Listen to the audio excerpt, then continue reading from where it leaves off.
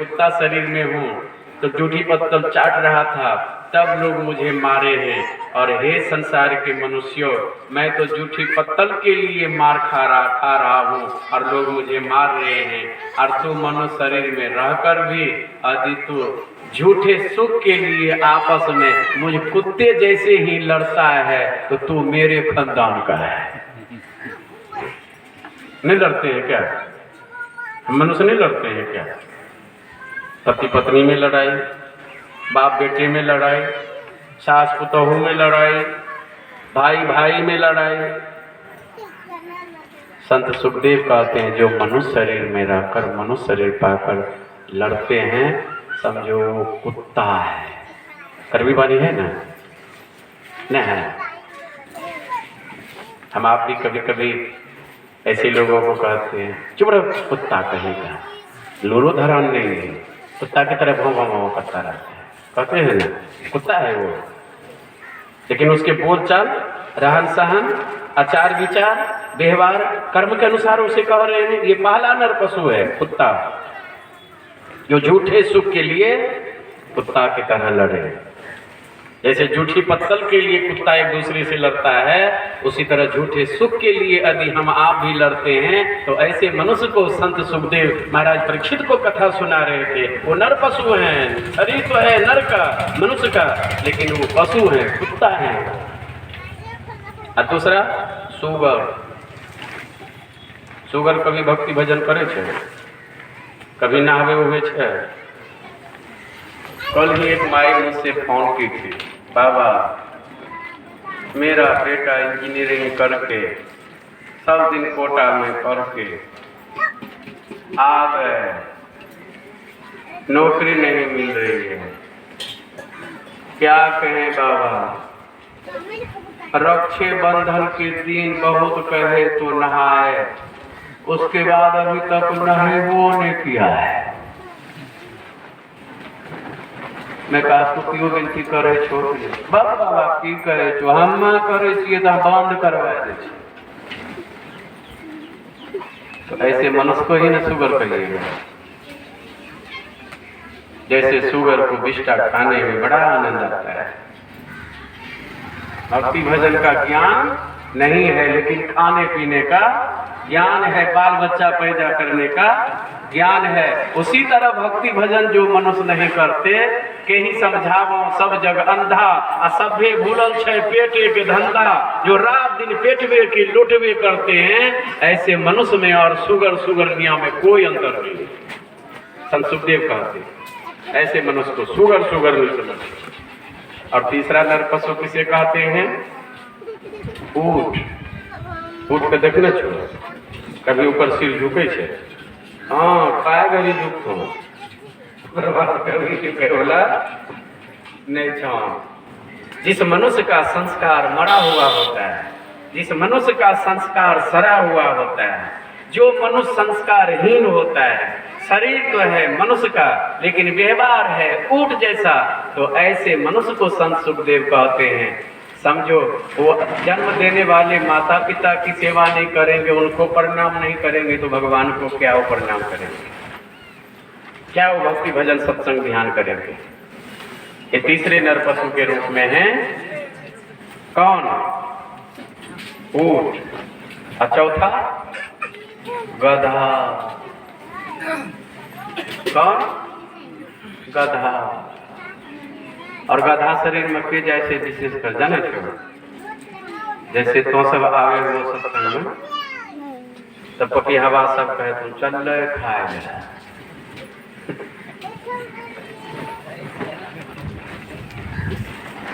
चल खाए। अरे ऐसा काम करियो कि चारों उंगली कहाँ जाए? मुंह में जाए। तो भगवान सोचे पपिहवा को सिर्फ पेट में दिखता है, भक्ति भजन सत्संग शुभ कर्म पुण्य कर्म नहीं दिखता है, तो इस पपिहवा का गधे का शरीर दे दो, काम करेगा दूसरों का और पेट का चिंता।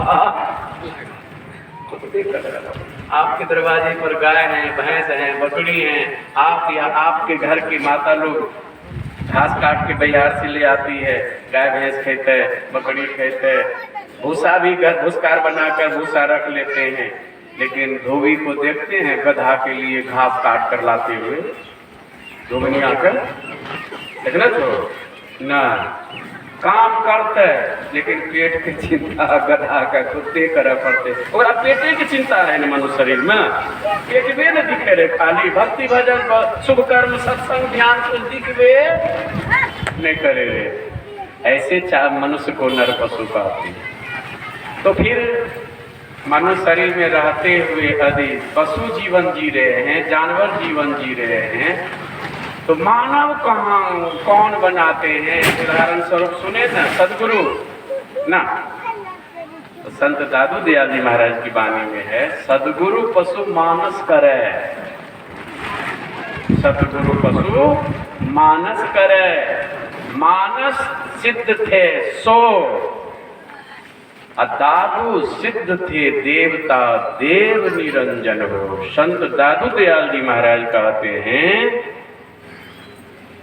जो मनुष्य शरीर में रहकर जानवर की तरह पशु की तरह कर्म कर रहा है, व्यवहार कर रहा है, विचार कर रहा है, रह रहा है, यदि पशुवत कर्म करने वाले, पशु जैसा व्यवहार करने वाले, पशु जैसा ज्ञान बुद्धि विचार आचरण रखने वाले यदि संत सदगुरु के शरण में वह आ जाए, तो संत सदगुरु पशुवत कर्म करने वाले मनुष्य को मानवीयता कर्म का ज्ञान देकर उसे पशु से मानव बना देता है। कौन? सदगुरु पशु मानस करे, सदगुरु। और जो मानवीयता को अपनाकर अर्थात सही में मानव होकर, मानव बनकर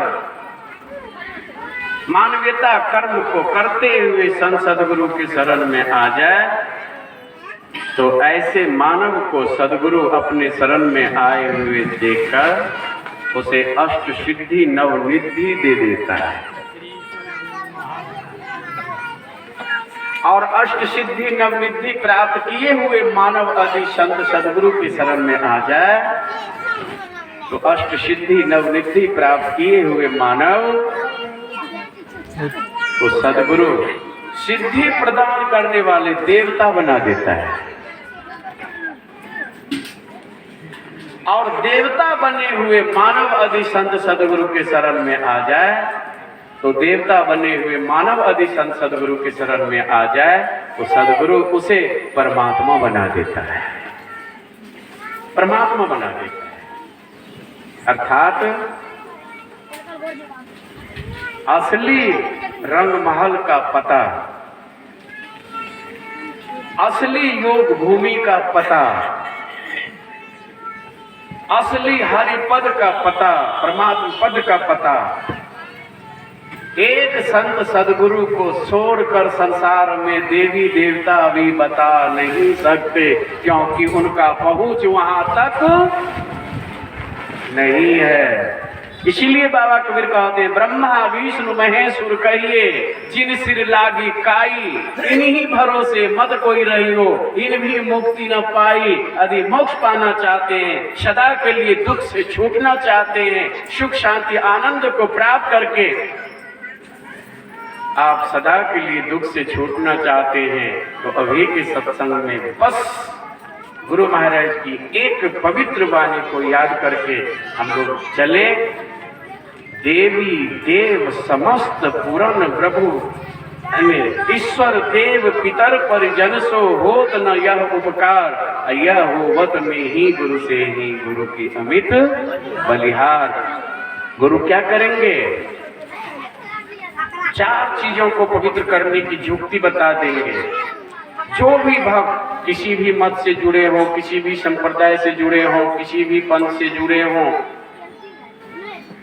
मन को पवित्र, चित्त को पवित्र, दृष्टि को पवित्र और आत्मा को पवित्र कैसे की जाती है? जब तक मन पवित्र नहीं होगा तो चित्त पवित्र नहीं होगा, चित्त पवित्र नहीं होगा तो दृष्टि पवित्र नहीं होगी, और दृष्टि पवित्र नहीं होगी तो आत्मा पवित्र नहीं होगी, और आत्मा पवित्र नहीं होगी तो योग की जो दृढ़ भूमि है वहां आत्मा नहीं पहुंचेगी, या आत्मा पवित्र नहीं होगी तो जहां हरिपद है वहां नहीं पहुंच पाएगी, या आत्मा पवित्र नहीं होगी तो जहां असली रंग महल है वहां नहीं पहुंच पाएगी। आत्मा को पवित्र करने के लिए दृष्टि पवित्र करनी होगी, दृष्टि को पवित्र करने के लिए चित्त को पवित्र करना होगा, और चित्त को पवित्र करने के लिए मन को पवित्र करना होगा, और मन को पवित्र करने के लिए आपको सबसे पहला आधार सत्संग में आना होगा। भूले मन को समझा लीजिए, सत्संग के बीच में आए कीजिए। ये पहला बाहरी मन को पवित्र करने का आधार है। और जब संत सदगुरु से सदयुक्ति जानकर दीक्षा लेकर मन पवित्र कैसे होगा विशेष रूप से, तो समास रूप में सुन लीजिए। मन पवित्र होगा गुरु के पावन मंत्र के द्वारा, अति पावन गुरु मंत्र। और दूसरा कोई उपाय नहीं है मन को पवित्र करने के लिए, गांठ बांध लीजिए। और नहीं तो दूसरा कितनों उपाय कर लेंगे तो हर हर गंगे भीतर गंदे।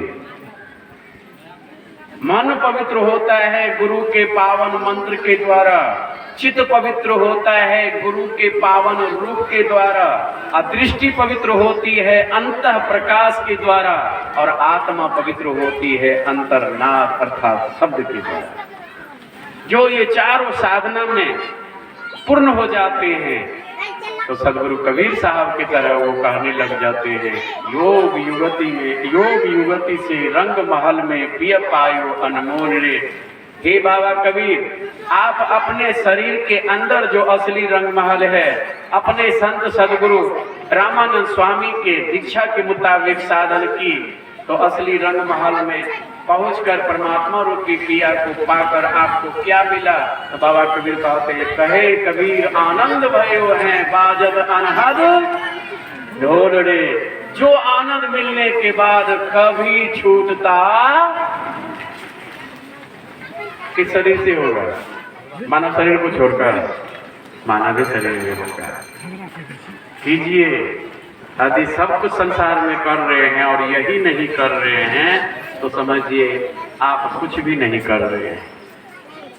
इसी के लिए हम आपको परमात्मा ने देव दुर्लभ मानव शरीर दिए हैं। तो मैं चिरंजीवी अनुज जी, जिनके माता पिता दादी उनके समस्त परिवार के लोग